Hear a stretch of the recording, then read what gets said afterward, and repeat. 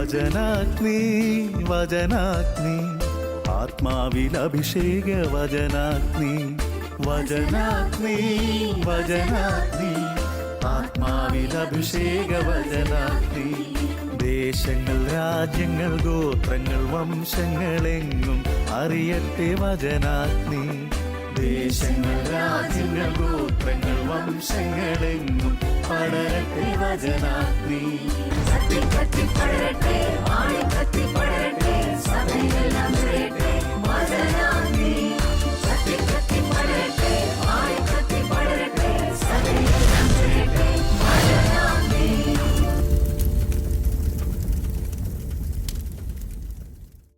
ഈശോ മിശിഹായിൽ സ്നേഹം നിറഞ്ഞ സഹോദരങ്ങളെ, ഇന്ന് സഭയ്ക്കാവശ്യം തീഷ്ണതയുള്ള ആത്മീയതയാണ്. ശാലോം ടെലിവിഷനിലൂടെ ഇന്ന് കേട്ടുകൊണ്ടിരിക്കുന്ന സഹോദരങ്ങളെ, നിങ്ങൾ തീഷ്ണതയുള്ളവരാണ്. പരിശോധിച്ച് നോക്കുക. തീഷ്ണതയിൽ മാന്ദ്യം കൂടാതെ ആത്മാവിൽ ജ്വലിക്കുന്നവരായിത്തീരാം. തീഷ്ണത കൊണ്ട് ജ്വലിക്കുന്ന ഒരു ആത്മീയതയാണ് ഇന്ന് സഭയ്ക്കാവശ്യം. ഇന്ന് വചന ശുശ്രൂഷയിൽ പങ്കെടുക്കുമ്പോൾ, ഈ വചന വിരുന്നിൽ പങ്കെടുക്കുമ്പോൾ നമ്മുടെ വ്യക്തിപരമായ പരിശോധന ഇപ്രകാരമായിരിക്കട്ടെ: എനിക്ക് കർത്താവിനെ പ്രതി എത്രമാത്രം തീഷ്ണതയുണ്ട്? ആ തീഷ്ണതയാൽ ജ്വലിക്കാൻ എനിക്ക് എത്രമാത്രം കഴിയുന്നുണ്ട്? ഈ തീഷ്ണത കൊണ്ട് നിറയപ്പെടുന്നവരായി തീരാൻ ദൈവം നിങ്ങളെ സഹായിക്കട്ടെ. പ്രിയപ്പെട്ട സഹോദരങ്ങളെ, യോഹന്നാൻ്റെ സുവിശേഷം 5-ാം അധ്യായം 35-ാമത്തെ തിരുവചനം: കത്തി ജ്വലിക്കുന്ന ഒരു വിളക്കായിരുന്നു അവൻ. സ്നാപക യോഹന്നാനെക്കുറിച്ച് ഈശോ മിശിഹായുടെ സാക്ഷ്യമാണ്. കത്തി ജ്വലിക്കുന്ന വിളക്കായിരുന്നു. ജീവിതകാലം മുഴുവൻ പ്രശോഭിച്ചിരുന്നവനായിരുന്നു സ്നാപക യോഹന്നാൻ. എങ്ങനെയാണ് സ്നാപക യോഹന്നാൻ കത്തി ജ്വലിച്ചത്? സ്നാപക യോഹന്നാൻ്റെ ജീവിതം മുഴുവൻ പരിശോധിക്കുമ്പോൾ ലൂക്കായുടെ സുവിശേഷം 3-ാമത്തെ അധ്യായത്തിലും മർക്കോസിൻ്റെ സുവിശേഷം 1-ാമത്തെ അധ്യായത്തിലും ഒക്കെ പറയുന്നുണ്ട്, മരുഭൂമിയിൽ വിളിച്ചു പറയുന്നവൻ്റെ ശബ്ദം, മരുഭൂമിയിൽ നിന്ന് കേൾക്കുന്ന ശബ്ദം. എന്തുകൊണ്ടാണ് മരുഭൂമിയിൽ നിന്ന് പറയുന്ന ശബ്ദം എന്ന് പറയാൻ കാരണം? ഈ മരുഭൂമിയിൽ നിന്ന് കത്തി ജ്വലിച്ചവൻ, തീഷ്ണത കൊണ്ട് ജ്വലിച്ചവനാണ്. സ്നാപക യോഹന്നാനെക്കുറിച്ച് പറയാം. മർക്കോസിൻ്റെ സുവിശേഷം 1-ാം അധ്യായം 6-ാമത്തെ 6-7 വചനങ്ങളിൽ പറയുന്നുണ്ട്, ഒട്ടകരോമം കൊണ്ടുള്ള വസ്ത്രവും അരയിൽ തോൽവാറും ചുറ്റിയിരുന്നു. തന്നെ പൂർണ്ണമായിട്ട് പരിത്യജിച്ചിട്ടുള്ള ജീവിതമാണ്. തന്നെ പൂർണ്ണമായിട്ട് വിശുദ്ധീകരിച്ചുകൊണ്ടുള്ള ജീവിതമാണ്. തൻ്റെ ഇഷ്ടങ്ങളെ ബലി കഴിച്ച് മാത്രമേ ഒരു വ്യക്തിക്ക് തീഷ്ണതയുള്ളവനാകാൻ കഴിയുള്ളൂ. അതുകൊണ്ടാണ് സ്നാപക യോഹന്നാൻ ധരിച്ചിരുന്ന വസ്ത്രം ഒട്ടകരോമം കൊണ്ടാണ്. തന്നെ ബന്ധിക്കാനായിട്ട് തോൽവാർ ധരിച്ചിട്ടുണ്ട്. പിന്നെ അവൻ ഭക്ഷിച്ചിരുന്നത് വെട്ടുകിളിയും കാട്ടുതേനുമായിരുന്നു. സാധാരണ മനുഷ്യൻ അനുഭവിക്കുന്ന സന്തോഷകരമായ ഭക്ഷണവും ആനന്ദപ്രദമായിട്ടുള്ള അനുഭവങ്ങളും ആഡംബരമായിട്ടുള്ള വസ്ത്രവും ഉപേക്ഷിച്ചത് കർത്താവിന് വേണ്ടിയായിരുന്നു. അങ്ങനെ പല കാര്യങ്ങളും ഉപേക്ഷിച്ചുകൊണ്ടാണ് അവൻ തീഷ്ണതയായിത്തീർന്നത്. കർത്താവ് ഈശോ മിശിഹാ പറയുന്നുണ്ട്, തനിക്കുള്ളതെല്ലാം ഉപേക്ഷിക്കാതെ ആർക്കും എൻ്റെ ശിഷ്യനാകാൻ കഴിയുകയില്ല. തൻ്റെ കുരിശെടുക്കാതെ ആർക്കും എൻ്റെ ശിഷ്യനാകാൻ കഴിയുകയില്ല. സ്നാപക യോഹന്നാൻ ജീവിതത്തിൽ പല കാര്യങ്ങളും ഉപേക്ഷിച്ച് അവൻ തീഷ്ണമതിയായി. അതുകൊണ്ടാണ് ജനത്തിൻ്റെ ഇടയിലേക്ക് വരുമ്പോൾ സ്നാപക യോഹന്നാൻ അന്ന് പാപത്തിൽ ജീവിച്ച ജനങ്ങളെ നോക്കിയിട്ട് പറയുന്നുണ്ട്, അണലി സന്തതികളെ, ആസന്നമായ കോപത്തിൽ നിന്ന് ഓടിയൊളിക്കാൻ നിനക്ക് മുന്നറിയിപ്പ് നൽകിയത് ആരാണ്? അണലി സന്തതികളെ, വിഷത്തോടുകൂടി ജീവിക്കുക, പാപത്തോടുകൂടി ജീവിക്കുക. വിശുദ്ധന് മാത്രമേ പാപിയെ തിരുത്താൻ കഴിയുകയുള്ളൂ. ഇന്ന് ലോകത്തിൻ്റെ പ്രത്യേകത, പാപജീവിതം നയിക്കുന്നവർ പാപത്തിൽ ജീവിക്കുന്നവരെ നശിപ്പിക്കാനായിട്ട് പരിശ്രമിക്കുന്നു. അവരെ പാപത്തിൽ നിന്ന് കൂടുതൽ പാപത്തിലേക്ക് കൊണ്ടുപോകുന്നു. വിശുദ്ധന് ഒരു പാപിയെ വിശുദ്ധിയിലേക്ക് കൂട്ടിക്കൊണ്ടുവരാനായിട്ട് കഴിയും. സ്നാപക യോഹന്നാൻ വിശുദ്ധനായിട്ട് തീഷ്ണതയോടുകൂടി വചനം പ്രഘോഷിച്ചു കഴിഞ്ഞപ്പോൾ ജനം മുഴുവൻ അവൻ്റെ അടുക്കലേക്ക് വരികയാണ്. സദുക്കാരും ഫരിസേയരും ഭടന്മാരും എല്ലാവരും വരികയാണ്. അവൻ്റെ അടുക്കൽ വന്നിട്ട് എന്താ ചെയ്യേണ്ടത്? എൻ്റെ ജീവിതത്തിൽ എങ്ങനെ രക്ഷ പ്രാപിക്കാൻ കഴിയും? സ്നാപക യോഹന്നാന് അവരെ രക്ഷിക്കാൻ കഴിയുമെന്ന് ജനത്തിന് ബോധ്യമുണ്ടായിരുന്നു. അതുകൊണ്ടാണ് ഈ സ്നാപകൻ്റെ അടുക്കിലേക്ക് വരുന്നത്. കത്തിജ്വലിച്ചൊരു വിളക്കായതുകൊണ്ട് സ്നാപക യോഹന്നാന് മറ്റുള്ളവരെ പ്രകാശിപ്പിക്കാൻ കഴിയും. ഈ ഭൂമിയിൽ മറ്റുള്ളവരെ പ്രകാശിപ്പിക്കണമെങ്കിൽ, മറ്റുള്ളവരെ വിശുദ്ധിയിലേക്ക് കൊണ്ടുവരണമെങ്കിൽ സ്വയം പ്രകാശിക്കുന്നവനായിത്തീരണം. ഇന്ന് സമൂഹത്തിനും സഭയ്ക്കും നേരിട്ടുകൊണ്ടിരിക്കുന്ന വലിയ പ്രതിസന്ധി സ്വയം പ്രകാശിക്കുന്ന അനേകം വിശുദ്ധ ജീവിതങ്ങളെ രൂപപ്പെടുത്താൻ കഴിയുന്നില്ല, വിശുദ്ധ ജീവിതങ്ങൾ രൂപപ്പെടുന്നില്ല എന്നുള്ളത് തന്നെയാണ്. മറ്റുള്ളവരെ രക്ഷിക്കാൻ കഴിയുന്ന, മറ്റുള്ളവരെ വിശുദ്ധിയിലേക്ക് നയിക്കുന്ന, മറ്റുള്ളവരെ മാനസാന്തരത്തിലേക്ക് നയിക്കുന്ന സഭയിലെ അംഗങ്ങളുടെ എണ്ണം കുറഞ്ഞുകൊണ്ടുവരികയാണ്. അതുകൊണ്ട് തീഷ്ണതയുള്ള ആത്മീയ ശുശ്രൂഷകർ രൂപപ്പെടണം, തീഷ്ണതയുള്ള അൽമായർ രൂപപ്പെടണം, തീഷ്ണതയുള്ള മാധ്യമരംഗത്ത് പോലും പ്രവർത്തിക്കുന്ന തീഷ്ണമതികളായിട്ടുള്ള വിശ്വാസികൾ രൂപപ്പെടണം. അങ്ങനെ സഭയ്ക്കാവശ്യം തീഷ്ണതയുള്ളവരാണ്. തീഷ്ണതയിൽ മാന്ദ്യം കൂടാതെ ആത്മാവിൽ ജ്വലിക്കുന്നവരായിത്തീരുക. പ്രിയപ്പെട്ട സഹോദരങ്ങളെ, പരിശോധിച്ച് നോക്കണം. ഇന്ന് ഞാൻ തീഷ്ണതയോടുകൂടിയാണ് ജീവിക്കുന്നത്, തീഷ്ണതയുള്ള ക്രിസ്ത്യാനിയായിട്ടാണ് ജീവിക്കുന്നത്. തീഷ്ണതയുള്ള ക്രിസ്ത്യാനിയാണ് എങ്കിൽ ഒരിക്കലും ഈ വിശ്വാസത്തിൽ നിന്ന്, പ്രാർത്ഥനാ ശുശ്രൂഷയിൽ നിന്ന് അവർക്ക് മാറി നിൽക്കാൻ കഴിയുകയില്ല. തീഷ്ണതയുള്ളവരാണ് എങ്കിൽ എങ്ങനെയെങ്കിലും കർത്താവിലേക്ക് മറ്റുള്ളവരെ അടുപ്പിക്കും. അപ്പസ്തോല പ്രവർത്തനത്തിൽ 8-ാമത്തെ അധ്യായത്തിൽ ഷണ്ഡനായ മനുഷ്യൻ തേരിലിരുന്നു കൊണ്ട് യേശയ്യായുടെ പുസ്തകം വായിക്കുകയാണ്. ഒന്നും മനസ്സിലാകുന്നില്ല. ഉടനെ പീലിപ്പോസിനെ പ്രേരിപ്പിക്കുകയാണ്, അവനെ എങ്ങനെയെങ്കിലും രക്ഷിക്കണം. അവൻ്റെ പിന്നാലെ കൂടുകയാണ്. അങ്ങനെ ആ തേരിൽ കയറി അവന് ഈശോ മിശിഹായെക്കുറിച്ചുള്ള കാര്യങ്ങൾ വെളിപ്പെടുത്തി കൊടുത്ത് അവന് മാമോദീസ നൽകി അവിടെ നിന്ന് മാറിപ്പോവുകയാണ്. അതാണ് ഒരു വ്യക്തിക്ക് എങ്ങനെയെങ്കിലും ഈശോ മിശിഹായെ കൊടുക്കാനായിട്ട് കഴിയും. തീഷ്ണതയുള്ള ഒരു വ്യക്തിക്ക് ഈശോ മിശിഹായെ എപ്രകാരമെങ്കിലും കൊടുക്കാനായിട്ട് പരിശ്രമിക്കും. തീഷ്ണതയുള്ള വ്യക്തി ഏത് വഴി മുഖേനയും ഏത് പ്രവൃത്തി മുഖേനയും മറ്റൊരു വ്യക്തിക്ക് ഈശോ മിശിഹായെ കൊടുക്കാനായിട്ട് പരിശ്രമിക്കും. ഇന്ന് ആത്മീയ ശുശ്രൂഷയിലുള്ള വ്യക്തിയാണോ, ഭൗതിക ശുശ്രൂഷയിലുള്ള വ്യക്തിയാണോ, സമൂഹത്തിൽ പ്രവർത്തിക്കുന്ന വ്യക്തിയാണോ, വിദേശങ്ങളിലായിരിക്കുന്ന വ്യക്തിയാണോ, നിനക്ക് ഈശോ മിശിഹായെ കൊടുക്കാനുള്ള തീഷ്ണത എത്രമാത്രമുണ്ട് എന്ന് പരിശോധിക്കുക. സ്നാപക യോഹന്നാൻ ജീവിതത്തിൽ സ്വയം വരുത്തിയ മാറ്റങ്ങളും സ്വന്തം പരിഹാര പ്രവർത്തികളും സ്വന്തം ജീവിതത്തിലെ നിയന്ത്രണങ്ങളുമാണ് മറ്റുള്ളവരെ ഈശോ മിശിഹായിലേക്ക് അടുപ്പിക്കാനായിട്ട് പ്രേരിപ്പിച്ചത്, ശക്തി കിട്ടിയത്. ഒരു വിശ്വാസിക്ക് അനേകം ആത്മാക്കളെ രക്ഷിക്കണമെങ്കിൽ രഹസ്യ പ്രാർത്ഥന വിശുദ്ധ ജീവിതം ഉണ്ടായിരിക്കണം. അവൻ്റെ ജീവിതത്തിൽ ആരും അറിയാതെ പ്രാർത്ഥിക്കുകയും മറ്റാരും കാണാത്ത വിശുദ്ധിയുടെ നിക്ഷേപം ഉണ്ടായിരിക്കണം. അപ്രകാരം മാത്രമേ മറ്റൊരാളെ രക്ഷിക്കാനായിട്ട് കഴിയുകയുള്ളൂ. 1 കൊരിന്തോസുകാർക്ക് എഴുതിയ ലേഖനത്തിൽ പൗലോസ്ലീഹ പറയുന്നുണ്ട്, മറ്റുള്ളവരോട് സുവിശേഷം പ്രസംഗിച്ച ഞാൻ തന്നെ തിരസ്കൃതനാകാതിരിക്കാൻ എൻ്റെ ശരീരത്തെ കർശനമായിട്ട് നിയന്ത്രിച്ച് കീഴടക്കിയിരിക്കുന്നു. സ്വയം വിശുദ്ധീകരിച്ചിരിക്കുകയാണ്. സ്വന്തം ജീവിതത്തിൽ മാറ്റങ്ങൾ വരുത്തി ജീവിക്കുക. അങ്ങനെ മറ്റുള്ളവരെ രക്ഷിക്കാൻ കഴിയുകയുള്ളൂ. ആ തോന്നലാണ് മറ്റുള്ളവർക്ക് വേണ്ടി മറ്റുള്ളവരെ വിശുദ്ധീകരിക്കാൻ വേണ്ടി എൻ്റെ ജീവിതത്തെ ആദ്യം വിശുദ്ധീകരിക്കുക. ഹല്ലേലൂയ. ഈശോ മിശിഹായ്ക്ക് പൂർണ്ണമായിട്ടും മഹത്വം കൊടുത്ത് ജീവിക്കുക. വീണ്ടും 1 രാജാക്കന്മാരുടെ പുസ്തകം 18-ാമത്തെ അധ്യായം 21-ാമത്തെ വചനത്തിൽ ഏലിയ കർത്താവിൻ്റെ ജനത്തെ കുറ്റപ്പെടുത്തുന്നുണ്ട്. ആ സമയത്ത് ആ കാലഘട്ടങ്ങളിൽ ബാൽ ദൈവത്തോടുള്ള അതിയായ ആരാധന നടക്കുകയാണ്. ഇസ്രായേൽക്കാർ പലപ്പോഴും ദൈവത്തിൻ്റെ ജനമാണെന്ന് പറയുകയും അതേസമയം തന്നെ ബാൽ ദൈവത്തെ ആരാധിക്കുകയും ചെയ്യുക. ഒരേ സമയം ദൈവത്തിൻ്റെ ജനം, അതോടൊപ്പം തന്നെ ബാൽ ദൈവത്തെ ആരാധിക്കുകയും ചെയ്യുക. അപ്പോൾ ഈ രംഗം കണ്ടിട്ടാണ് ഏലിയ ജനത്തോട് പറയുന്നത്, എത്ര നാൾ നിങ്ങൾ 2 വഞ്ചിയിൽ കാലി ചവിട്ടി ജീവിക്കും. പലപ്പോഴും നമ്മുടെ ആത്മീയ ജീവിതത്തിൽ രൂപപ്പെടുന്ന ഒരു മനോഭാവമാണ് 2 വഞ്ചിയിലുള്ള ആത്മീയത. ഒരു വിധത്തിൽ നമ്മൾ കർത്താവിനെ സ്നേഹിക്കുകയും ചെയ്യും, എന്നാൽ നേരെ വിരുദ്ധമായ പ്രവൃത്തികൾ. പ്രാർത്ഥനയുണ്ട്, വിശ്വാസമുണ്ട് എന്ന് പുറമേ കാണിക്കുകയും ഉള്ളിൻ്റെ ഉള്ളിൽ പാപകരമായ ജീവിതങ്ങൾ. പാപത്തെ വെറുത്തുപേക്ഷിക്കാൻ കഴിയുകയില്ല, കർത്താവിൻ്റെ അടുത്ത് പ്രാർത്ഥിക്കുകയും ചെയ്യുക. ചില പാപബന്ധങ്ങൾ, പക്ഷേ പ്രാർത്ഥന മുടക്കുന്നുമില്ല. പള്ളിയിൽ പോകുന്നുണ്ട്, എന്നാൽ നേരെ വിരുദ്ധമായ പാപജീവിതം നയിക്കുക. ആ നിലപാടാണ് 2 വഞ്ചിയിലുള്ള ആത്മീയത. എത്ര നാൾ നിങ്ങൾ ഈ 2 വഞ്ചി കാലിയോട്ട് ജീവിക്കും? എത്ര നാൾ നിങ്ങൾ ഈ 2 വഞ്ചിയിലുള്ള ആത്മീയതയുമായിട്ട് മുന്നോട്ട് പോകും? ബാലാണെങ്കിൽ ബാലിൻ്റെ പിന്നാലെ പോവുക, ദൈവമാണെങ്കിൽ ദൈവമായ കർത്താവിനെ മാത്രം ആരാധിക്കുക. പലപ്പോഴും ഒരു ക്രിസ്ത്യാനി ഈ 2 വഞ്ചിയിലുള്ള ആത്മീയതയുമായിട്ട് മുന്നോട്ട് കൊണ്ടുപോകാറുണ്ട്. അവൻ മനുഷ്യരെ കാണിക്കാൻ വേണ്ടി പ്രാർത്ഥിക്കുന്നു, എന്നാൽ വിരുദ്ധമായിട്ട് ജീവിക്കുക. ഒരു ക്രിസ്ത്യാനിയായിട്ട് അറിയപ്പെടാനും ക്രിസ്ത്യാനിക്ക് ചേരാത്ത ജീവിത രീതി രൂപപ്പെടുത്തുന്നതും തെറ്റാണ്. രണ്ട് വഞ്ചിയിലുള്ള ആത്മീയതയാണ്.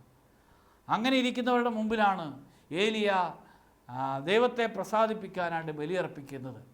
ബാൽ ദൈവത്തിൻ്റെ മുമ്പിൽ അവരുടെ പ്രവാചകന്മാരും അക്ഷരയുടെ പ്രവാചകന്മാരും ഒരുമിച്ച് ബലിയർപ്പിച്ചിട്ട് പ്രാർത്ഥിച്ചിട്ട് ദൈവത്തെ വിളിച്ച് അതിരാവിലെ മുതൽ വൈകുന്നേരം വരെ വിളിച്ചിട്ടും പ്രസാദിക്കുന്നില്ല. എന്നാൽ വിശുദ്ധനായ ഏലിയ ഈ അന്യദൈവത്തിൻ്റെ മുമ്പിലും അന്യദൈവ വിശ്വാസികളുടെ മുമ്പിലും തെരഞ്ഞെടുക്കപ്പെട്ടവരുടെ മുമ്പിലും ബലിവസ്തുക്കൾ ഒരുക്കി ദൈവത്തെ ഹൃദയം തുറന്ന് വിളിച്ചു. ഉടനെ സ്വർഗത്തിൽ നിന്ന് അഗ്നി ഇറങ്ങി അവൻ്റെ പ്രാർത്ഥന കേട്ടു. ബൈബിളിൽ അനേകം സന്ദർഭങ്ങളിൽ അഗ്നി ഇറക്കി ദൈവം ഉത്തരം നൽകുന്നുണ്ട്. സാംസന്റെ മാതാപിതാക്കന്മാർ മനോവയും ഭാര്യയും, മനോവയുടെ ഭാര്യ വന്ധ്യയായിരുന്ന സമയത്ത് അവൾക്ക് ദൈവദൂതൻ്റെ ദർശനമുണ്ടായി. അവൾ ഭർത്താവിനെയും കൂട്ടിക്കൊണ്ട് വന്നിട്ട് ദൈവദൂതൻ്റെ മുമ്പിലായിരിക്കുമ്പോൾ തങ്ങളുടെ കാഴ്ചവസ്തുക്കൾ സ്വീകരിക്കണം, ബലിവസ്തുക്കൾ ഭക്ഷണം ഉണ്ടാക്കി പാറപ്പുറത്ത് വെക്കുമ്പോൾ വടിയുടെ അഗ്രഹം കൊണ്ട് തൊട്ട് അതിനെ ദഹിപ്പിച്ച് കളയുകയാണ്. അബ്രാഹാം ദൈവത്തിൻ്റെ മുമ്പിലായിട്ട് ബലി അർപ്പിക്കുന്നുണ്ട്. കാളകളെയും കോളാടുകളെയും പ്രാവിൻ കുഞ്ഞുങ്ങളെയൊക്കെ പിളർന്നു വെക്കുകയാണ്. അതിലൂടെ ദൈവത്തിൻ്റെ അഗ്നി കടന്നു പോവുകയാണ്. പുതിയ നിയമത്തിലേക്ക് കടന്നു വരുമ്പോൾ പ്രിയപ്പെട്ട സഹോദരങ്ങളെ, പെന്തക്കുസ്തായുടെ സമയത്ത് അപ്പസ്തോലന്മാരും പരിശുദ്ധ അമ്മയും കർത്താവിനെ വിളിച്ചു പ്രാർത്ഥിക്കുമ്പോൾ അഗ്നി അയച്ചിട്ടാണ് ഉത്തരം നൽകുന്നത്. അഗ്നി അയച്ച് ഉത്തരം നൽകുക. അതുകൊണ്ട് പ്രിയപ്പെട്ട സഹോദരങ്ങളെ, വിശുദ്ധൻ്റെ പ്രാർത്ഥനയ്ക്ക് വ്യക്തമായിട്ടും ദൈവം ഉത്തരം നൽകും. വ്യക്തിവിശുദ്ധിയുള്ള വിശുദ്ധരുടെ പ്രാർത്ഥനകൾ ദൈവം പ്രസാദിക്കും. നീതിമാൻ്റെ ബലിപീഠത്തെ അഭിഷേകം ചെയ്യും. നീതിമാൻ്റെ ബലിപീഠത്തെ അഭിഷേകം ചെയ്യുക. അതാണ് പ്രഭാഷകൻ്റെ പുസ്തകത്തിൽ വിശുദ്ധിയോടുകൂടി ബലിയർപ്പിക്കുന്നവൻ്റെ ബലികളിൽ കർത്താവ് പ്രസാദിക്കുന്നവനാണ് എന്ന് വ്യക്തമായിട്ട് വെളിപ്പെടുത്തുകയാണ്. വീണ്ടും പറയുകയാണ്, വചനം ഇപ്രകാരമാണ്. പ്രഭാഷകന്റെ പുസ്തകം 35-ാം അധ്യായം 20-ാമത്തെ തിരുവചനം. കർത്താവിന് പ്രീതികരമായി ശുശ്രൂഷ ചെയ്യുന്നവൻ സ്വീകാര്യനാണ്. അവൻ്റെ പ്രാർത്ഥന മേഘങ്ങളോളം എത്തുന്നു. വിനീതൻ്റെ പ്രാർത്ഥന മേഘങ്ങൾ തുളച്ചു കയറുന്നു. അത് കർത്തൃസന്നിധിയിൽ എത്തുന്നത് വരെ അവൻ സ്വസ്ഥനാവുകയില്ല. വിനീതൻ്റെ പ്രാർത്ഥന ദൈവസന്നിധിയിൽ എത്തുന്നു. വീണ്ടും ദൈവഭക്തിയില്ലാതെ പ്രാർത്ഥിക്കുന്നവരുടെ പ്രാർത്ഥനകളെ ദൈവം പ്രസാദിക്കുകയില്ല എന്ന് പറയുന്നുണ്ട്. അതാണ് പ്രഭാഷകന്റെ പുസ്തകം 34-ാം അധ്യായം 23-ാമത്തെ തിരുവചനം. ദൈവഭക്തിയില്ലാത്തവൻ്റെ ബലികളിൽ അത്യുന്നതൻ പ്രസാദിക്കുന്നില്ല. അവൻ എത്ര ബലി അർപ്പിച്ചാലും അവിടുന്ന് പ്രസാദിക്കുകയോ പാപമോചനം നൽകുകയോ ഇല്ല. ഹല്ലേലൂയ. ദൈവഭക്തിയില്ലാത്തവൻ്റെ ബലികളിൽ കർത്താവ് പ്രസാദിക്കുകയില്ല. വിശ്വാസമില്ലാത്തവൻ്റെ, വിശുദ്ധിയില്ലാത്തവൻ്റെ പ്രാർത്ഥന ദൈവം കേൾക്കുകയില്ല. അതുകൊണ്ട് പ്രിയപ്പെട്ട സഹോദരങ്ങളെ, പരിശോധിക്കണം, രണ്ട് വഞ്ചിയിലുള്ള ആത്മീയതയാണോ? ഇന്ന് സഭ നേരിടുന്ന ഏറ്റവും വലിയ പ്രതിസന്ധി രണ്ട് വഞ്ചിയിലുള്ള ആത്മീയതയാണ്. കർത്താവിൻ്റെ കൂടെ എന്ന് നടിക്കുകയും നേരെ വിരുദ്ധമായിട്ട് ജീവിക്കുകയും ചെയ്യുക. വിശുദ്ധനാണെന്ന് നടിക്കുകയും വിശുദ്ധനല്ലാതായിട്ട് ജീവിക്കുകയും ചെയ്യുക. ആ ആത്മീയത സഭയ്ക്കും സമൂഹത്തിനും ഏറ്റവും വലിയ തടസ്സങ്ങളുണ്ടാക്കും. അതുകൊണ്ട് രണ്ട് വഞ്ചിയിലുള്ള ആത്മീയത അപകടമാണ്. വീണ്ടും 1 രാജാക്കന്മാരുടെ പുസ്തകം 19-ാമത്തെ അധ്യായത്തിൽ ഹോറബ് മലയിൽ ഗുഹയിലിരിക്കുന്ന ഏലിയായോട് ചോദിക്കുകയാണ്, ഏലിയ നീ എന്തെടുക്കുന്നു? ഏലിയ പറയുകയാണ്, ദൈവമായ കർത്താവിനെ പ്രതിയുള്ള തീഷ്ണതയാൽ ജ്വലിച്ചുകൊണ്ടിരിക്കുകയാണ്. എല്ലാവരും ദൈവത്തിന് വിരുദ്ധമായിട്ട് ജീവിക്കുമ്പോൾ ഏലിയ മാത്രം വ്യത്യസ്തനായിട്ട് കർത്താവിനെ പ്രതി തീഷ്ണതയാൽ ജ്വലിക്കുകയാണ്. ഏലിയ പറയുന്നത്, ഞാൻ മാത്രമേ ഉള്ളൂ. അപ്പോഴാണ് കർത്താവ് പറയുന്നത്, ബാലിൻ്റെ മുമ്പിൽ മുട്ടുമടക്കാത്ത 7000 പേരെ മാറ്റി നിർത്തിയിട്ടുണ്ട്. പ്രിയപ്പെട്ട സഹോദരങ്ങളെ, പലരും പാപത്തിൽ ജീവിക്കുമ്പോഴും നീ കൃപയിൽ ജീവിക്കണം. പലരും കർത്താവ് ഈശോ മിശിഹായ്ക്ക് വിരുദ്ധമായിട്ട്, കർത്താവിൻ്റെ പദ്ധതികൾക്ക് വിരുദ്ധമായിട്ട് ജീവിക്കുമ്പോൾ നീ ദൈവത്തോട് ചേർന്ന് നിൽക്കണം. എല്ലാവരും കർത്താവിനെ ഉപേക്ഷിച്ച് പോകുമ്പോൾ നീ കർത്താവിനെ ചേർന്ന് നിൽക്കണം. അതുകൊണ്ടാണ് ഈശോയുടെ 12 ശിഷ്യന്മാർ 11 പേരും ഈശോ മിശിഹായിൽ നിന്ന് മാറി നിൽക്കുമ്പോൾ യോഹന്നാൻ ഈശോയുടെ കുരിശോട് ചേർന്ന് നിൽക്കുന്നുണ്ട്. നീ ഈശോ മിശിഹായോട് അടുത്ത് ജീവിക്കണം, ദൈവത്തോട് ചേർന്ന് നിൽക്കണം. അതുകൊണ്ടാണ് വചനം പറയുന്നത്, ദൈവത്തോട് ചേർന്ന് നിൽക്കുവിൻ, അവിടുന്ന് നിങ്ങളോടും ചേർന്ന് നിൽക്കും. യാക്കോബിൻ്റെ ലേഖനത്തെ നമ്മൾ വായിക്കുകയാണ്. ദൈവത്തോട് ചേർന്ന് നിൽക്കണം. പാപത്തിൽ പാപത്തിൻ്റെ മുമ്പിൽ മുട്ടുമടക്കാത്ത ആത്മീയത, അതാണ് വിശ്വാസ ജീവിതത്തിൻ്റെ ഏറ്റവും വലിയ പ്രധാനപ്പെട്ട കാര്യം. പാപത്തിൻ്റെ മുമ്പിൽ മുട്ടുമടക്കാത്ത, പാപത്തിന് മുട്ടുകൊടുക്കാത്ത, പാപത്തിൻ്റെ വഴികളിൽ മുട്ടുകൊടുക്കാത്ത, എല്ലാവരും അകന്നു പോയാലും എല്ലാവരും വിശ്വാസം നിന്ന് മാറിയാലും ഈ കാലഘട്ടങ്ങളിൽ പലരും സഭയിൽ നിന്ന് അകന്നു പോയാലും നീ മുട്ടുമടക്കരുത്. നീ വിശ്വാസത്തിൽ അല്പം പോലും വെള്ളം ചേർക്കരുത്. നിന്റെ തീഷ്ണതയിൽ അല്പം പോലും കുറവ് വരരുത്. എല്ലാ പ്രതിസന്ധികളും സഭയിലുണ്ടാകുമ്പോൾ, സഭയിൽ വൈദികരിൽ നിന്നും അൽമാരിൽ നിന്നും സന്യസ്തരിൽ നിന്നും വളരെ വേദനിപ്പിക്കുന്ന വാർത്തകളും സംഭവങ്ങളും ഉണ്ടാകുമ്പോഴും നിന്റെ തീഷ്ണതയ്ക്ക് അല്പം പോലും കുറവ് വരും. നീ കൂടുതൽ സ്നേഹിക്കണം. ഈശോ മിശിഹായെ അതിയായിട്ട് സ്നേഹിക്കണം. ഇന്ന് സഭയ്ക്ക് ആവശ്യം തീഷ്ണതയുള്ള ആത്മാക്കളെയാണ്. തീഷ്ണതയോടുകൂടി കർത്താവിൻ്റെ സന്നിധിയിലായിരിക്കുക, വിശുദ്ധ ബലിയിൽ പങ്കെടുക്കുക, ജപമാല ചെല്ലുക, വ്യക്തിപരമായിട്ട് പ്രാർത്ഥിക്കുക, ആത്മീയ ശുശ്രൂഷ ചെയ്യുക, പ്രാർത്ഥനാ കൂട്ടായ്മയിലായിരിക്കുക. തീഷ്ണതയുള്ളവർക്ക് ഈ കാലഘട്ടങ്ങളിൽ സഭയ്ക്ക് വേണ്ടി അനേകം കാര്യങ്ങൾ ചെയ്യാൻ കഴിയും. തീഷ്ണതയുള്ളവർക്ക് കർത്താവിന് വേണ്ടി അനേകം കാര്യങ്ങൾ ചെയ്യാനായിട്ട്, പ്രവർത്തിക്കാനായിട്ട് സാധിക്കും. അതുകൊണ്ട് ഈ ആത്മീയ തീഷ്ണതയാണ് രൂപപ്പെടേണ്ടത്. കർത്താവിനെ പ്രതി ജ്വലിക്കുക, കർത്താവിനെ പ്രതിയുള്ള തീഷ്ണതയാൽ ജ്വലിക്കുക. സംഖ്യയുടെ പുസ്തകത്തിൽ 26-ാമത്തെ അധ്യായത്തിൽ ഫിനഹാസിനെ കുറിച്ച് പറയുന്നുണ്ട്. ദൈവമായ കർത്താവിനെ പ്രതി തീഷ്ണതയാൽ കത്തിജ്വലിച്ച ഫിനഹാസ് ദൈവപ്രീതിക്ക് പാത്രമായി തീരുകയാണ്. എല്ലാവരും വിജാതി ആചാരങ്ങളുടെ പിന്നാലെ പോകുമ്പോൾ, മറ്റു മതസ്ഥരുമായിട്ട് വിവാഹം നടത്തുമ്പോൾ ആ ദൈവകോപത്തെ ശമിപ്പിച്ചത് ഈ ഫിനഹാസിൻ്റെ പ്രവൃത്തിയാണ്. ഇതുപോലെ ദൈവകോപത്തെ ശമിപ്പിക്കാനായിട്ട് തീഷ്ണതയുള്ള ഒരു വിശ്വാസിക്ക് കഴിയും. ദൈവകോപത്തെ ശമിപ്പിക്കാനായിട്ട് തീഷ്ണതയുള്ള ഒരു ആത്മാവിന്, ഒരു വൈദികന്, സന്യസ്തർക്ക് കഴിയും. ദൈവകോപത്തെ ശമിപ്പിക്കാൻ തീഷ്ണതയുള്ള ജീവിതം നയിക്കുക. ഹല്ലേലൂയ. അതുകൊണ്ട് തീഷ്ണതയുള്ള ജീവിതം നയിക്കുക. പൗലോസ്ലീഹ പറയുന്നത് ആ വചനം, തീഷ്ണതയിൽ മാന്ദ്യം കൂടാതെ ആത്മാവ് ജ്വലിക്കുന്നവനായി തീരുക. പൗലോസ്ലീഹയുടെ ജീവിതം പരിശോധിക്കുമ്പോൾ അപ്പസ്തോല പ്രവർത്തനം 9-ാം അധ്യായത്തിൻ്റെ മുമ്പ് കർത്താവിനോടുള്ള എതിർപ്പ് തീഷ്ണതയാൽ പ്രകടിപ്പിച്ച വ്യക്തിയാണ്. ദൈവത്തിനെതിരെ തീഷ്ണതയാൽ പ്രവർത്തിച്ച വ്യക്തി പരിശുദ്ധാത്മാവിനെ കിട്ടിക്കഴിഞ്ഞപ്പോൾ, ദൈവാനുഭവം ഉണ്ടായപ്പോൾ ദൈവത്തിന് വേണ്ടി തീഷ്ണമതിയായി തീരുകയാണ്. അതുകൊണ്ട് നമുക്ക് കാണുവാനായിട്ട് കഴിയും.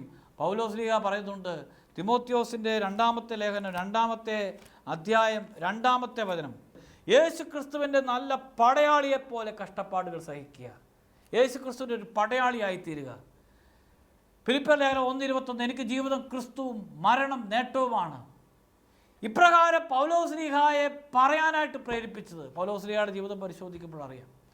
9-ാമത്തെ അധ്യായത്തിൽ, അപ്പസ്തോല പ്രവർത്തനം 9-ാമത്തെ അധ്യായത്തിൽ പൗലോസായിത്തീരുകയാണ് സൗള്. വീണ്ടും 13-ാമത്തെ അധ്യായത്തിൽ പ്രാർത്ഥിച്ചുകൊണ്ടിരുന്നവരിൽ ദൈവമായ കർത്താവ് പൗലോസിനെയും ബർണ്ണബാസിനെയും മാറ്റി നിർത്തുകയാണ്. അതിപ്രകാരമാണ്, അവർ കർത്താവിന് ശുശ്രൂഷ ചെയ്തും ഉപവസിച്ചും കഴിയവേ പരിശുദ്ധാത്മാവ് അവരോട് പറഞ്ഞു, ബർണ്ണബാസിനെയും സാവൂളിനെയും ഞാൻ വിളിച്ചിരിക്കുന്ന ജോലിക്കായി എനിക്ക് വേണ്ടി മാറ്റി നിർത്തുക. ഉപവാസത്തിനും പ്രാർത്ഥനയ്ക്ക് ശേഷം അവർ അവരുടെ മേൽ കൈവെപ്പ് നടത്തി പറഞ്ഞയച്ചു. ഈ 9-ാം അധ്യായത്തിന് ശേഷം 13-ാം അധ്യായം വരെ പൗലോസിൻ്റെ ഒരു രഹസ്യ ജീവിതമാണ്. ഉപവസിച്ചും പ്രാർത്ഥിച്ചും പരിത്യാഗമെടുത്തുമുള്ള ഒരു നല്ല നാളുകൾ കഴിഞ്ഞുകൂടി. ഈ കാലഘട്ടങ്ങളിൽ പൗലോസിൻ്റെ ഉള്ളിൽ കത്തി ജ്വലിച്ചുകൊണ്ടിരിക്കുകയാണ്, എനിക്ക് കർത്താവിന് വേണ്ടി ജീവിക്കണം, ദൈവത്തിൽ നിന്ന് മാറി നിന്ന് എനിക്ക് കർത്താവിൻ്റെ കൂടുതലായിട്ട് സ്നേഹിക്കണം. അതുകൊണ്ടാണ് പൗലോസ്ലീഹ തന്നെ പറയുന്നുണ്ട്, യേശുക്രിസ്തു ലോകത്തിലേക്ക് വന്നത് 1 തിമോത്തിയോസ് 1:15, യേശുക്രിസ്തു ലോകത്തിലേക്ക് വന്നത് പാപികളെ രക്ഷിക്കാനാണെന്ന് പറഞ്ഞ പ്രസ്താവം തികച്ചും വിശ്വസനീയവും സ്വീകാര്യവുമാണ്. പാപികളിൽ ഒന്നാമനാണ് ഞാൻ, എങ്കിൽ അവിടുത്തെ കൃപയ്ക്ക് പാത്രമായി. ഞാനൊരു പാപിയാണ് എന്ന് ബോധ്യം എനിക്ക് കർത്താവിനെ കൂടുതൽ തീക്ഷ്ണമായിട്ട് സ്നേഹിക്കണം എന്ന തിരിച്ചറിവിലേക്ക് പൗലോസിനെ നയിച്ചു. എനിക്ക് കർത്താവിനെ കൂടുതൽ സ്നേഹിക്കണം, എനിക്ക് ഈശോ മിശിഹായ്ക്ക് വേണ്ടി സാക്ഷ്യം വഹിക്കണം. ഈ ആത്മീയ തീക്ഷ്ണതയാണ് പൗലോസിനെ കർത്താവിന് വേണ്ടി ദീർഘദൂരങ്ങളിലേക്ക് നടക്കാനും യാത്ര ചെയ്യാനും പ്രേരിപ്പിച്ചത്. എല്ലാ സ്ഥലങ്ങളിൽ ചെന്ന് വിശ്വാസികളെ ബലപ്പെടുത്തുകയാണ്. പൗലോസ്ലീഹയുടെ സാന്നിധ്യം വഴിയായിട്ട് സഭ വളരുകയാണ്. കൊറിന്തോസിലും ഗലാത്യയിലും ഫിലിപ്പിയറിലും എഫേസോസിലും ഒക്കെ പൗലോസ് യാത്ര ചെയ്യുമ്പോൾ ആ സഭകളിലൂടെ യാത്ര ചെയ്യുമ്പോൾ ഈ പൗലോസിൻ്റെ സന്ദർശനം വഴിയായി ആ സഭ ശക്തിപ്പെടുകയാണ്. ഇതുപോലെ തീഷ്ണതയുള്ള ആത്മീയ തീഷ്ണതയാൽ കത്തിജ്വലിക്കുന്ന ഒരു ദൈവ പൈതലിന് താനായിരിക്കുന്ന സ്ഥലത്തും മറ്റുള്ളവരെയും ജ്വലിപ്പിക്കാനായിട്ട് കഴിയും. ഈ ആത്മീയ തീഷ്ണതയാണ് സഭയ്ക്ക് ആവശ്യമുള്ളത്. മറ്റുള്ളവരെ ജ്വലിപ്പിക്കാൻ കഴിയുക, മറ്റുള്ളവരെ പ്രകാശിപ്പിക്കാനായിട്ട് കഴിയുക. സ്വയം പ്രകാശിക്കുന്ന ഒരാൾക്ക് മാത്രമേ മറ്റുള്ളവരെ പ്രകാശിപ്പിക്കാൻ കഴിയുള്ളൂ. സ്വയം പ്രകാശിപ്പിക്കുന്നവരായിത്തീരുക, കർത്താവിനെ പ്രതി തീഷ്ണതയാൽ കത്തിജ്വലിക്കുന്നവരായിത്തീരുക. കൊരിന്തോസുകാർക്ക് എഴുതിയ 2-ാമത്തെ ലേഖനം 11-ാമത്തെ അധ്യായം 23-ാമത്തെ വചനത്തിൽ പൗലോസ്ലീഹയുടെ തീഷ്ണത എപ്രകാരം എന്ന് പറയുക. പൗലോസ്ലീഹ അനുഭവിച്ച കഷ്ടപ്പാടുകളെക്കുറിച്ച് പറയുകയാണ്. വളരെ കൂടുതൽ കാരാഗ്രഹവാസം അനുഭവിച്ചു, എണ്ണമറ്റ വിധം പ്രഹരമേറ്റു, പലതവണ മരണവക്തത്തിൽ അകപ്പെട്ടു, 5 പ്രാവശ്യം യഹൂദരുടെ കൈകളിൽ നിന്ന് 1 കുറേ 40 അടി വീതം ഞാൻ കൊണ്ടു, 3 പ്രാവശ്യം വടികൊണ്ട് അടിക്കപ്പെട്ടു, ഒരിക്കൽ കല്ലെറിയപ്പെട്ടു, 3 പ്രാവശ്യം കപ്പൽ അപകടത്തിൽപ്പെട്ടു, ഒരു രാത്രിയും ഒരു പകലും കടലിൽ ഒഴുകി നടന്നു. തുടരെയുള്ള യാത്രകൾക്കിടയിൽ നദികളിൽ വെച്ചും കൊള്ളക്കാരിൽ നിന്നും സ്വന്തക്കാരിൽ നിന്നും വിജാതിയിൽ നിന്നും എനിക്ക് അപകടങ്ങളുണ്ടായി. നഗരത്തിൽ വെച്ചും വിജനപ്രദേശത്ത് വെച്ചും കടലിൽ വെച്ചും അപകടങ്ങൾ അകപ്പെട്ടു. വ്യാജ സഹോദരന്മാരിൽ നിന്നുള്ള അപകടങ്ങൾക്ക് ഞാൻ അധീനനായി. ഇങ്ങനെ കഷ്ടപ്പാടുകളുടെ ഒരു നീണ്ട പരമ്പരയാണ്. ഈ കഷ്ടപ്പാടുകളുടെ നീണ്ട പരമ്പരയിൽ ഈ കഷ്ടതകളെ സ്വീകരിക്കുവാനായിട്ട് പ്രേരിപ്പിച്ചത് ഈ പൗലോസിൻ്റെ തീഷ്ണതയാണ്. ഓരോ അടി കൊള്ളുമ്പോഴും ഓരോ സഹനങ്ങളുണ്ടാവുമ്പോഴും പൗലോസ്ലീഹ തീഷ്ണത കൊണ്ട് കത്തിജ്വലിക്കുകയാണ്. ഇതുപോലെ വളരെ വേദനിപ്പിക്കുന്ന അനുഭവങ്ങൾ ഉണ്ടാകുമ്പോൾ ക്രിസ്ത്യാനിയുടെ തീഷ്ണത കത്തിജ്വലിക്കുന്ന ആത്മീയ തീഷ്ണത രൂപപ്പെടണം. അതുകൊണ്ട് ഈ ഒരു ആത്മീയ തീഷ്ണത സഭയ്ക്ക് വേണ്ടി, സമൂഹത്തിന് വേണ്ടി എനിക്ക് യേശുക്രിസ്തുവിനെ പ്രതി ജ്വലിക്കണം. ആ ഒരു ആത്മീയ തീഷ്ണതയാണ് ഇന്ന് സഭയ്ക്ക് ആവശ്യം. യേശുക്രിസ്തുവിന് വേണ്ടി ജ്വലിക്കാൻ കഴിയുക, യേശുക്രിസ്തുവിനെ പ്രതി സാക്ഷ്യം വഹിക്കാൻ കഴിയുക, യേശുക്രിസ്തുവിനെ പ്രതി കർത്താവിനെ പ്രതി തടവുകാരനായി തീരുക. പൗലോസ്ലീഹ പറയുന്നുണ്ട്, ഞാൻ യേശുക്രിസ്തുവിനെ പ്രതി തടവുകാരനായി തീർന്നിരിക്കുന്നു, യേശുക്രിസ്തുവിന് വേണ്ടി ബന്ധനസ്ഥനായി തീർന്നിരിക്കുന്നു. ഇത് പറയാനായിട്ട് പ്രേരിപ്പിച്ചിരിക്കുന്നത് കർത്താവായ യേശുക്രിസ്തുവിനെ പ്രതി അത്രമാത്രം ജ്വലിച്ചിരിക്കുകയാണ്. യേശുക്രിസ്തുവിന് വേണ്ടിയുള്ള ആത്മീയമായ തീഷ്ണതയാണ് നമ്മളെ വ്യത്യസ്തനാക്കുന്നത്. അതുകൊണ്ട് പരിശുദ്ധാത്മാവിനെ ലഭിച്ചപ്പോൾ പൗലോസ്ലീഹ തീഷ്ണതയായി ജ്വലിക്കുന്നവനായി തീർന്നു.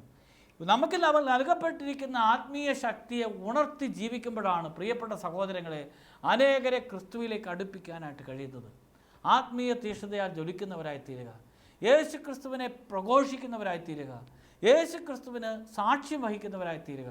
ഈ കാലഘട്ടത്തിൽ സഭയ്ക്ക് ആവശ്യം തീഷ്ണതയുള്ള ദൈവജനത്തെയും ആത്മീയ ശുശ്രൂഷകരെയാണ്. തീഷ്ണത കൊണ്ട് നിൽക്കുക.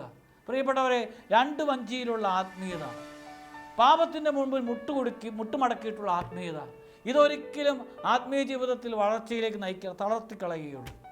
ഈ ആത്മീയതയല്ല ക്രിസ്ത്യാനിക്ക് വേണ്ടത്. ക്രിസ്ത്യാനി ഒരിക്കലും ക്രിസ്തുവിനെതിരായിട്ട് ചിന്തിക്കേണ്ടവനല്ല, ക്രിസ്തുവിനെ പ്രഘോഷിച്ച് ജീവിക്കേണ്ടവനാണ്. അതുകൊണ്ട് ഈ ഒരു ആത്മീയ ചൈതന്യം, ഈ ആത്മീയ തീഷ്ണത, എനിക്ക് യേശുക്രിസ്തുവിന് വേണ്ടി ജീവിക്കണം, എനിക്ക് യേശുക്രിസ്തുവിനെ മഹത്വപ്പെടുത്തി ജീവിക്കണം. ആ ഒരു ആത്മീയത തന്നെ നമ്മൾ കർത്താവിന് വേണ്ടി അനേക കാര്യങ്ങൾ ചെയ്യാനായിട്ട് പ്രേരിപ്പിക്കും. ഈ ഒരു ആത്മീയ തീഷ്ണതയ്ക്ക് വേണ്ടി നമുക്ക് പ്രാർത്ഥിക്കാം.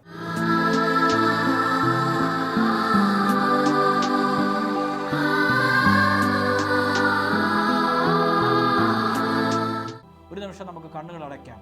കർത്താവേ, ഈ സമയത്ത് എൻ്റെ ഉള്ളിൽ ആത്മീയ തീഷ്ണതയാൽ അങ്ങോട്ട് തന്നെ ജ്വലിപ്പിക്കണമേ എന്ന് പ്രാർത്ഥിക്കാം.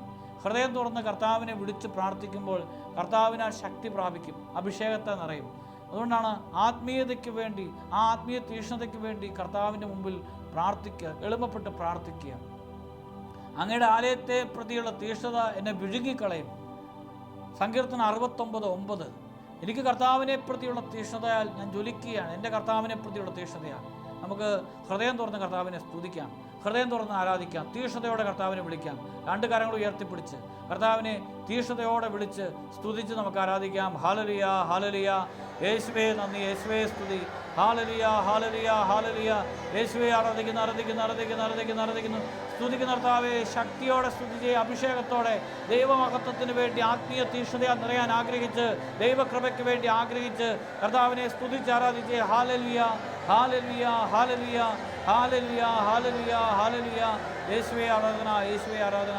സ്തുതി കർത്താവേ, മഹത്വം മഹത്വം. ഹാലലുയ ഹാലലുയ ഹാലലുയ ഹാലലുയ ഹാലലുയ. യേശുവേ ആരാധിക്കുന്നു, ആരാധിക്കുന്നു.